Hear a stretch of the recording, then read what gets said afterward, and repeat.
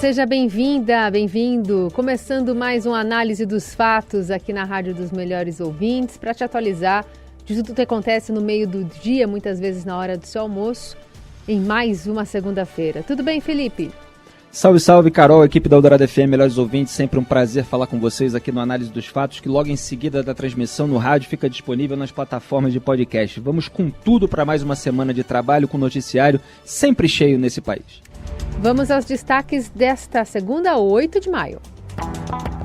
Após visitas de aliados, ex-ministro Anderson Torres depõe novamente a Polícia Federal no inquérito que investiga a atuação da Polícia Rodoviária nas eleições de 2022.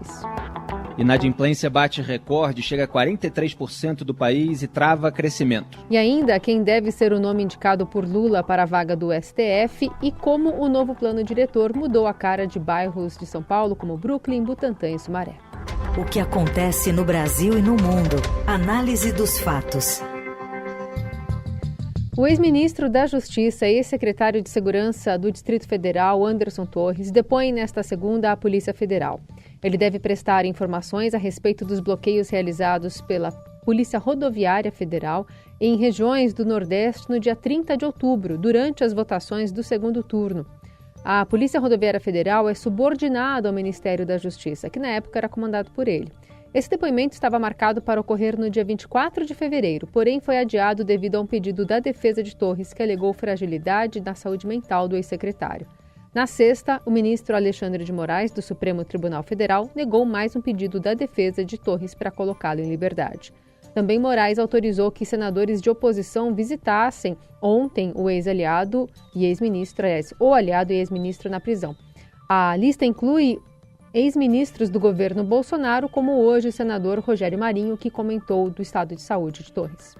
E o importante é que, além do caráter humanitário, de solidariedade, é alguém que conviveu conosco. Eu tive a oportunidade de ser ministro de Estado junto com o Anderson. Nós estamos buscando uma forma legal, é evidente, mas também política, de que tenhamos a condição de que essa prisão, que já dura mais de 100 dias, ela seja terminada. Mas ele está muito magro, muito abatido, né? Ele, como é uma pessoa que é da área do direito, né, e conhece bem a legislação, ele se sente, de alguma forma, com os seus direitos cerceados, né? No Judiciário, o Supremo já formou maioria para colocar mais 250 denunciados no banco dos réus pelos atos golpistas do dia 8 de janeiro. A Corte Máxima analisa o terceiro bloco de acusações apresentadas pela PGR. As primeiras levas de denúncias já foram recebidas e 300 investigados foram colocados no banco dos réus. Por hora, restou isolado no julgamento apenas o ministro José Mendonça, que defendeu o STF recebesse as acusações somente quanto aos 50 radicais apontados como executores dos atos de vandalismo registrados. Muito bem, houve muito mais de 50 pessoas envolvidas naquelas invasões dos prédios dos três poderes. É claro que precisa haver uma individualização de condutas, mas todo mundo que invadiu precisa ser responsabilizado e punido. Aqueles contra os quais há prova de depredação do patrimônio público, evidentemente eles terão um quadro mais agravado, mas há aí um conjunto de crimes que envolve aqueles atentados ao Estado Democrático de Direito que precisam ser levados em consideração. Em relação ao Anderson Torres, cada vez mais juristas publicam inclusive artigos na imprensa para defender que ele seja aliviado da prisão preventiva. Não quer dizer que ele não vá responder ao processo, mas que responderia em liberdade, inclusive de acordo com a jurisprudência do Supremo Tribunal Federal. E eu apontava lá atrás, quer dizer, o Supremo começou a fazer uma jurisprudência de ocasião para blindar a classe política ao longo das investigações da Lava Jato, quando os políticos estavam acusados, não todos, evidentemente, de corrupção, de lavagem de dinheiro, etc. E agora, que quer punir aqueles que estão envolvidos em atos golpistas, começa a haver certos problemas de coerência. Então, aí o caso do Anderson Torres não dá para cravar nada, porque muitos desses elementos ainda estão sob sigilo. Mas o Anderson Torres, por exemplo, ele não ocupa mais o cargo. Quer dizer, ele não tem mais o poder do cargo para interferir em determinadas investigações. E isso sempre é considerado pelos ministros do Supremo nas acusações envolvendo desvios. Quantas vezes eu vi prisão ser aliviada, inclusive do Marcelo Crivella, pelo Gilmar Mendes, lá no Rio de Janeiro, porque não está mais no cargo, então por isso não tem mais acesso, ascendência, etc. Então, assim, o STF está com dificuldade aí, pelo menos de esclarecer, provar para os próprios pares do direito brasileiro a sua coerência em relação a casos diferentes, porque agora a gente vê que há um interesse mesmo em punir. E eu acho bom que puna todos aqueles que estão envolvidos em crime, seja qual for o crime. Não há crimes mais iguais que os outros, nem autoridades mais iguais que as outras, mas no Brasil a gente sabe que há, né? Agora, é muito grave o que parece ter acontecido, mas é claro que vai depender da quantidade de provas que serão exibidas. É grave a presença daquela minuta golpista na casa do Anderson Torres, mas ela não está assinada, aí tem todas aquelas alegações de defesa. Ela estava lá numa prateleira, não houve a intervenção no Tribunal Superior Eleitoral, e é muito grave, talvez isso seja o que esteja pesando mais contra o Torres nesse momento, o caso das blitzes, para tentar evitar que eleitores do Lula chegassem à zona eleitoral para votar na eleição de 2022. A Polícia Rodoviária Federal não só é vinculada ao Ministério da Justiça, que era comandado pelo Torres, mas o Torres viajou para a Bahia dias antes do segundo turno. E os investigadores tiveram esse acesso a um relatório de inteligência produzido pelo Ministério da Justiça, portanto pela pasta chefiada por ele, trazendo um mapa detalhado dos locais de votação onde o Lula venceu no primeiro turno. Quer dizer, você tem indícios de que realmente houve uma articulação para tentar evitar votos no Lula e, portanto, ganhar a eleição de uma forma indevida, de uma forma ilícita, proibindo o eleitor de votar, que é o fim da picada. Agora, não está muito claro se há realmente provas cabais em relação ao Torres, porque às vezes é difícil quando é verbalizado, se o Torres deu uma ordem, onde é que essa ordem está registrada? Você tem o fato, houve blitz, etc. Há alegações técnicas para a existência daquela blitz, mas tudo isso está sob suspeita desde que elas aconteceram no dia daquele domingo da eleição. Então vai ter prova de que o Torres realmente articulou isso, é isso que a gente precisa enxergar para avaliar o caso de acordo com aquilo que o Supremo tem pregado em outras investigações. Enquanto isso, a Polícia Federal investiga o ex-ajudante de ordens de Bolsonaro, Mauro Cid, por lavagem após apreensão de dinheiro vivo. As informações com a repórter do Estadão, Raíssa Mota. A Polícia Federal investiga a origem do dinheiro apreendido na casa do tenente-coronel do Exército Mauro Cid, ex-ajudante de ordens do presidente Jair Bolsonaro, na Operação Venire. Mauro Cid foi preso preventivamente na semana passada por suspeita de participar de um esquema de adulteração de dados nos sistemas do Ministério da Saúde para fraudar comprovantes de vacina contra a Covid-19. Os policiais encontraram em um cofre na casa dele $35 mil e R$16 mil em espécie. A apreensão fez com que ele virasse investigado também por lavagem de dinheiro. A PF já identificou uma conta bancária em nome de Mauro Cid, aberta nos Estados Unidos, e o Estadão apurou que os investigadores pretendem pedir a quebra de sigilo da conta para analisar a movimentação financeira do ex-ajudante de ordens de Bolsonaro. O tenente-coronel foi o pivô da investigação sobre as fraudes nos certificados de vacina, que atinge também o ex-presidente Jair Bolsonaro. A apuração teve início justamente com a quebra do sigilo de mensagem de Mauro Cid. Com acesso direto a Bolsonaro durante o governo, o tenente-coronel se tornou uma espécie de braço direito e faz tudo do ex-presidente. Ele está implicado em outras investigações que atingem o entorno bolsonarista, como a das joias de R$16,5 milhões retidas pela Polícia Federal. Esse foi um caso revelado pelo Estadão, e o jornal mostrou que Mauro Cid foi o primeiro a ser escalado para tentar resgatar pessoalmente o conjunto. O tenente-coronel também entrou na mira da PF em uma investigação sobre a organização e o financiamento de atos antidemocráticos. Esse foi um caso revelado pelo blog do Fausto Macedo. Conversas de WhatsApp interceptadas pelos policiais mostram que o Mauro Cid trocou mensagens com o blogueiro Alan dos Santos, do Terça Livre, que por sua vez defendeu um golpe das Forças Armadas. Em depoimento, o tenente-coronel negou apoiar uma intervenção militar. Para vocês verem essa figura do Mauro Cid, como ela é central. Se você bota aí a ponta seca do compasso no nome desse assessor do Jair Bolsonaro e faz um círculo, você começa a atravessar um monte de escândalos. E é por isso que há muito receio aí no núcleo duro do bolsonarismo, como a imprensa gosta de chamar, em relação àquilo que ele pode vir a falar. talvez a gente ainda esteja longe, né, de um cenário de delação, etc., mas as investigações estão realmente fazendo um cerco muito forte em cima dele e pode ser que respingue no ex-presidente. Olha só, foi numa outra investigação, aquela que apurou o vazamento de uma investigação sobre um ataque hacker aos sistemas da Justiça Eleitoral, que foi autorizado pelo ministro Alexandre de Moraes a quebra de sigilo das conversas do Mauro Cid. Quer dizer, essa devassa nas conversas dele veio a partir de uma outra investigação, porque a PF afirmava que o Mauro Cid participou daquela articulação para difusão de notícias promotoras de desinformação da população.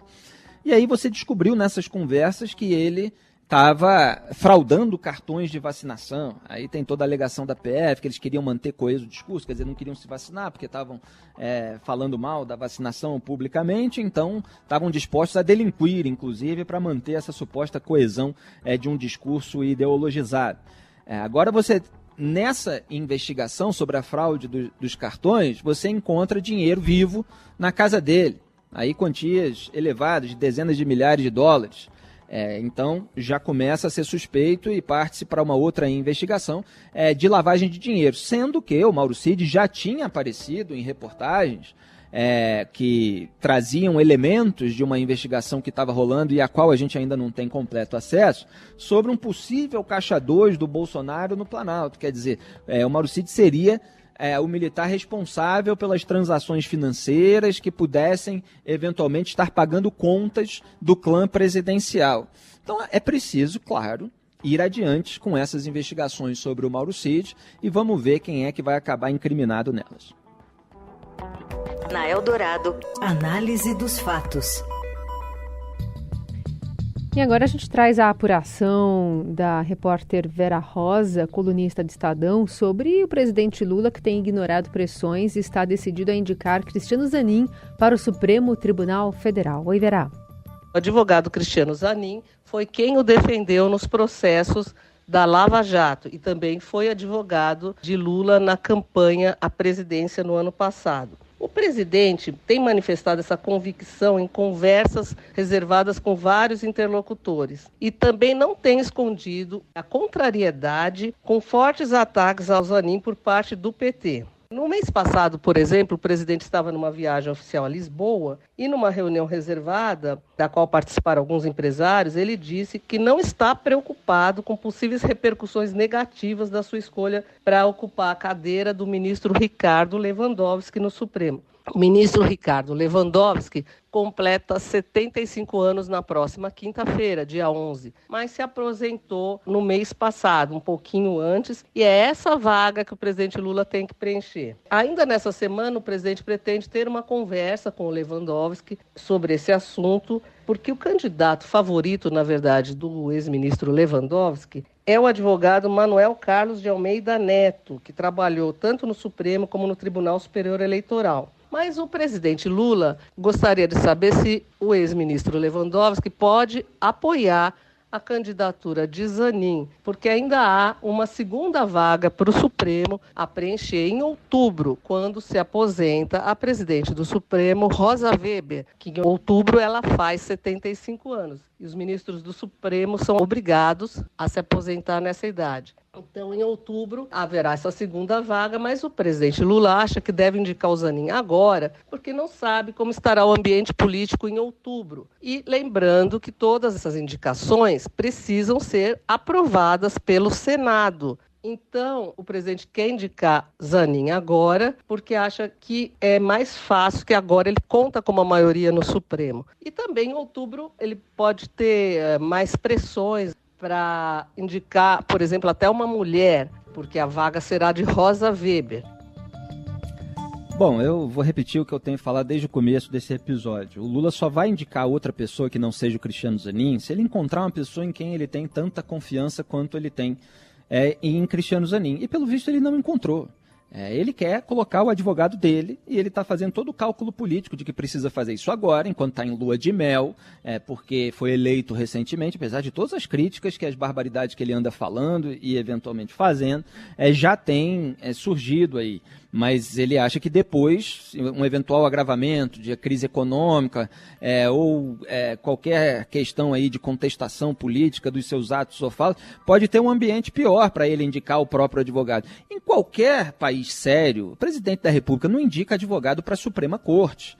E em qualquer país sério, há uma resistência por parte do Congresso Nacional para que o presidente não faça isso, como já aconteceu várias vezes nos Estados Unidos. Antes de eu lembrar alguns exemplos, vamos lembrar por que não há tanta resistência. Porque Cristiano Zanin foi advogado do Lula na Lava Jato e atacou a Lava Jato, ataca até hoje, no debate público, inclusive. Embora até talvez esteja mais discreto nesse momento do que os advogados daquele grupo lulista ali, muito próximos do atual presidente da República. Então você tem na classe política todos aqueles que ficaram insatisfeitos de serem investigados, de terem a sua sujeira trazida à tona por juízes e procuradores que agora são demonizados, e eles veem no Cristiano Zanin um representante deles para essa blindagem coletiva, que sempre teve o Lula como seu protagonista. Por isso, é um nome que se torna mais palatável para a classe política brasileira. Agora, nem o Donald Trump indicou o seu próprio advogado, o ex-prefeito de Nova York, Rudolph Giuliani, para a Suprema Corte Americana, como eu publiquei em artigo no Estadão, de 13 de março. Né? Houve até um livro do Michael Wolff, Fogo e Fúria por Dentro da Casa Branca de Trump, que ele disse que o Trump cogitou a indicação, só que ele sentiu que ele perderia.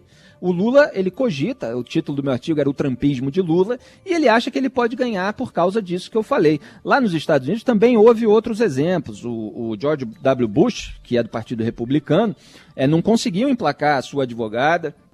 Ela chegou a renunciar antes da sabatina, justamente diante da repercussão negativa da indicação. O Lyndon Johnson, do Partido Democrata, e eu escrevi muito sobre ele no artigo Maniqueísmo Raiz de Lula e Bolsonaro, ele chegou a nomear o advogado pessoal Abe Fortas, e depois tentou fazer dele presidente da corte, porque lá o presidente da República nomeia o presidente da Suprema Corte, uma função vitalícia, só que o Senado recusou.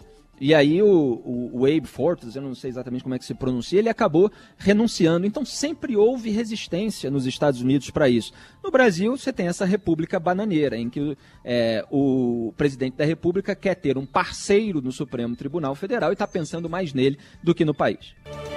Você ouve Análise dos Fatos, com Felipe Moura Brasil e Carolina Ercolim. Seguimos com a análise dos fatos para falar sobre a inadimplência. Nunca houve tantos brasileiros inadimplentes. Em março, 43% da população com mais de 18 anos tinha deixado de pagar dívidas, em especial quem vive em centros urbanos ligados à indústria e à prestação de serviços. É a marca recorde da série iniciada em novembro de 2016 pela Serasa, que é uma empresa especializada em informações financeiras. O calote elevado, um entrave ao crescimento, se explica por inflação e desemprego ainda em níveis altos e atividade econômica fraca. Tal cenário faz com que as pendências com bancos, cartões de crédito, lojas e contas de serviços somem 334 bilhões de reais. A situação é pior em 5 unidades da federação, onde o calote é superior a 50%.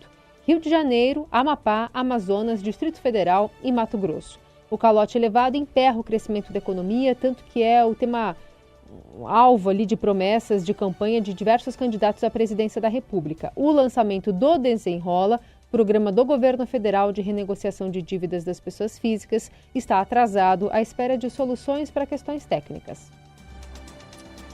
Que tristeza o meu Rio de Janeiro liderando o ranking dos estados mais inadimplentes, com 52,65% da população adulta no vermelho, né? E isso se deve, a própria reportagem do Estadão esclarece, nos mínimos detalhes, a falta de dinamismo da economia do Rio, sem um setor rural forte ou cadeia exportadora, exceto o petróleo em alguns municípios. E o Estado depende muito dos serviços, especialmente do turismo, que parou na pandemia. Agora, tudo isso me fez lembrar que esse tema era alvo de discussão na corrida eleitoral. E quem sempre trouxe esse tema foi o Ciro Gomes.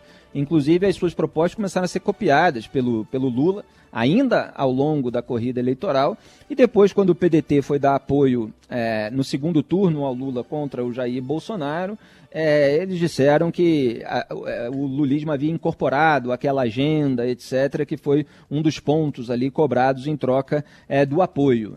Por exemplo, o Ciro Gomes dizia que o elevado endividamento privado de famílias e empresas deverá ser renegociado com taxas de juros menores e prazos mais longos de pagamento, incluindo as dívidas com fiéis, com o programa a ser iniciado pelos bancos públicos, ao qual poderão aderir os bancos privados. Aliás, nesse ponto, o lulismo também seguiu. E deverão ser disseminados programas de educação financeira.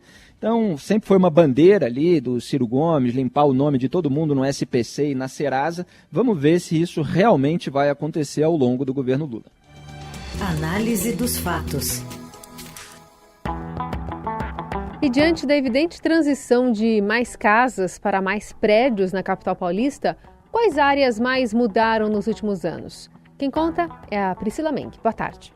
Olá a todos! Bem, basta dar uma passada por diferentes partes de São Paulo que você vai ver a transformação que a cidade está passando. Ela está se verticalizando com muitos novos edifícios, principalmente no entorno das estações de metrô. E essas estações de metrô, assim como estações da CPTM, corredores de ônibus, em sua maioria são os chamados eixos de transformação urbana da cidade, que tem vários incentivos municipais para se verticalizarem por causa das regras do plano diretor e da lei de zoneamento, que é lá de 2016. E essa mudança está se tornando mais evidente nos últimos anos por toda uma conjuntura do mercado imobiliário, e um estudo do INSPER foi atrás de identificar quais vizinhanças passaram por a maior transformação. Então eles fizeram um cálculo e identificaram que proporcionalmente a maior transformação foi no entorno da estação Brooklyn. Ali quem não passa muito tempo vai se surpreender, porque onde tinha loja, revenda de carro, posto de gasolina, casa, agora é uma profusão de edifícios de 10, 20 pavimentos, bem coladinhos no metrô, alguns até anunciam que ficam a 30 passos do metrô. E isso, em parte, se deve também pela valorização daquele entorno, que é super perto da Chucre Zaidan e da Berrini, e que também se repete em algumas outras estações da linha Lilás, que é a linha que teve mais transformação, né? Nesse trecho entre mais ou menos o Alto da Boa Vista e as imediações do Ibirapuera. E também a segunda que teve mais transformação é o Butantã. Aqui também é um entorno que era muito horizontalizado, agora está mais valorizado pela proximidade da Faria Lima e que agora se tornou muito mais atraente para o mercado imobiliário por vários incentivos que estão previstos na legislação. E em terceiro fica a estação Sumaré, principalmente aquele lado mais próximo de Pinheiros. Ali também vários novos empreendimentos foram lançados, onde antes haviam edificações de menor porte. E isso, né, claro, tem trazido várias discussões na cidade. Alguns moradores não gostaram do que está acontecendo, reclamam do impacto dessa verticalização, enquanto outras pessoas falam que isso é positivo porque tira a verticalização do miolo do bairro. E aí, o que você acha? Na Eldorado, análise dos fatos.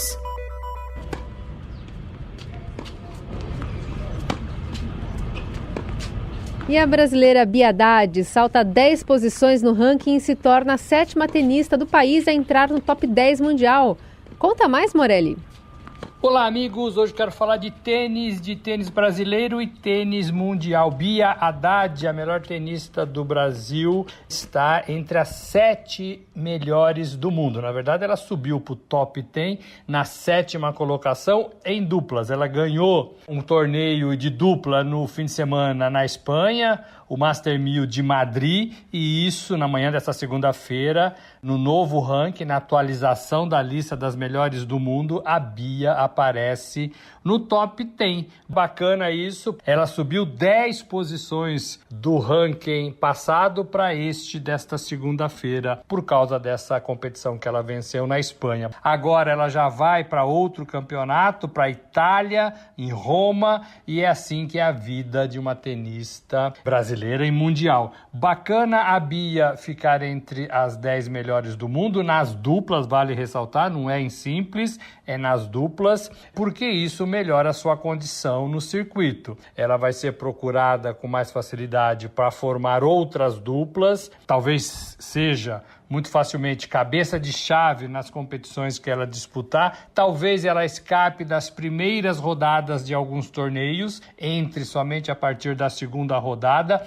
tudo isso acontece com essas top 10 do circuito mundial. Então a brasileira Bia Haddad faz por merecer, já vem nessa toada há algum tempo, já vem subindo no seu ranking e agora na categoria de duplas ela fica aí entre as 10 melhores do mundo. É isso, gente. Falei, um abraço a todos, valeu!